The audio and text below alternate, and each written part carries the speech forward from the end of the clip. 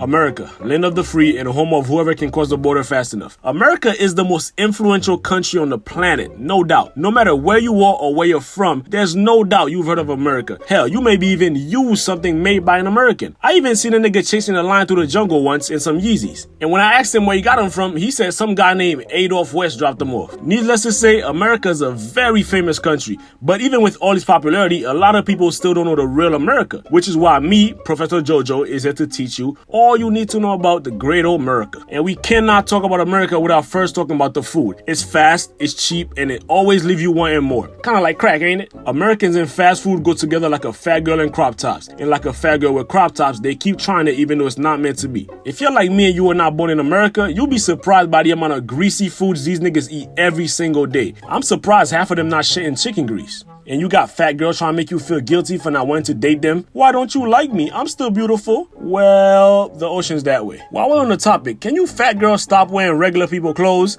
I see y'all wearing skinny jeans. Skinny jeans are for skinny people. But more than 321 million people in America consume fast food every single day. And that may sound insane, but coming from a third world country, I wish we even had the option to eat that much fast food. The only fast food we got where I'm from is a cheetah. You can sum up the American diet in 3 categories: greasy, fat, and tasty. Some of America's favorite food of choice is the iconic cheeseburger, the Italian pizza, corn dogs, french fries, donuts, fried chicken for the blacks, just to name a few. And you know they gotta wash that bitch down with a pop. And some of America's favorite drink of choice consists of Pepsi, Coke, not the Colombian kind, Dr. Pepper, Sprite, basically anything that can cause heart failure. And if you think that's unhealthy, all the foods I named earlier, Americans find their ways to season a little more diabetes onto anything they eat. You think a cheeseburger's unhealthy?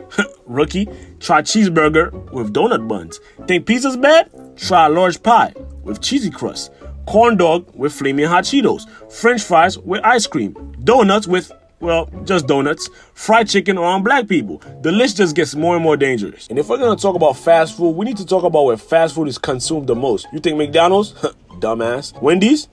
Dickhead. No, American sporting events. Now, every country have their sport of choice. Brazil has soccer, Japan has sumo wrestling, Jamaica has track, Mexico has climbing, Africa has fasting, and America has baseball. And in all honesty, I can't for the life of me figure out what's so good about baseball. It has to be one of the most boring sports I've ever seen in my life. And for those of you who are not familiar with baseball, I'm not either, so do your own research, nigga. But from what I can gather, it's a team of grown-ass men playing a game that poor Italians in the Bronx made up. And I know y'all old niggas love saying, but it has a lot of history in America. Oh, word? So does slavery. You wanna go down that path?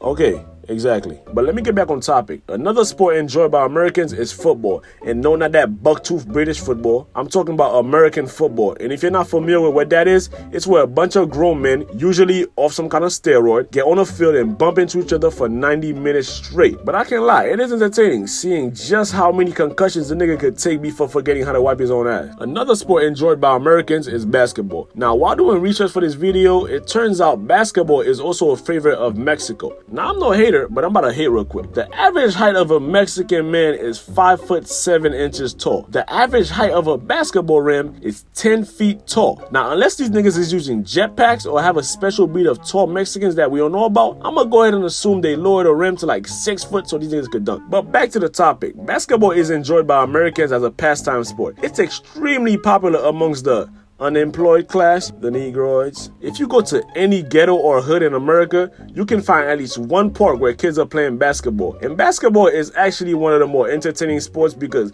there's never a dull moment. It's active as hell and it's intense as hell because you got niggas calling fake fouls left and right. That's why I stopped hooping. Niggas was pussy. Now, we can't talk about America without talking about its people. Now, unlike most other countries, Americans are very different depending on where in America they're from and where they were raised. For example, someone who grew up in the north of the USA versus someone who grew up in the south of the USA will be two very different people. Now, the south of the USA tends to have more freedom, people tend to be more respectful, closer to their family, while in the north, they tend to be more hasty, very fast moving, and they mad disrespectful. Like, if you're in New York and somebody step on your shoes, you better warm your body up for a fight because they're not about to apologize. And even people you think will be the same, like we tend to think black people are the same and white people are the same, but in reality, they're completely different depending on on where they grew up. For example, black people in the South got a whole different vibe than black people up north. You see Southern black people wearing grills, rocking hairstyles you see out of a comic book, and guns. Boy, do they love their guns. While Northern black people tend to be more clean cut, you see them rocking a fade or a taper or something like that. They more slimy and grimy, and they also love their guns. I mean, after all, they are blacks, am I right, darling?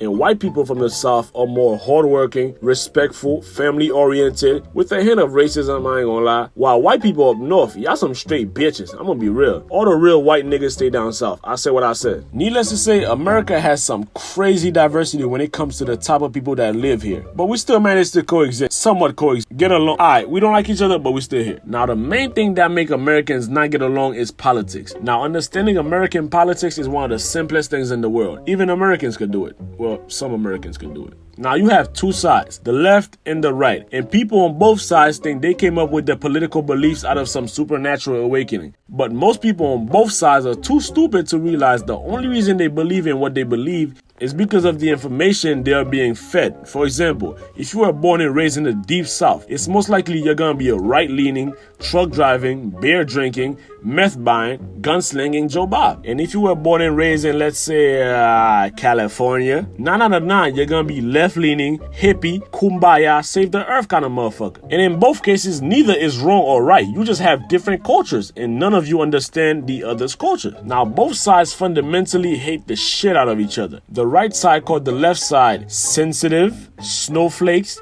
tree-hugging hippies, which some of them are. And the left side called the right side bigots, racists, ignorant, extremists, again, which some of them are. These are just some of the reasons why America is so politically divided. And when it comes down to it all, I always wonder, when these people are laying there in their deathbed, are they gonna be proud that they spent all their time on Twitter calling each other names, insulting each other's views? Or are they gonna wish that they spend more time with their family, their wife, their kids? Just something to think about. Now you might be saying, Jojo, what if I just wanna be in the middle and not choose any political side? Well, this is America, my nigga. Pick a side or you're part of the problem. What problem is that? I don't know. This is the end of JoJo's Guide to America. Meow.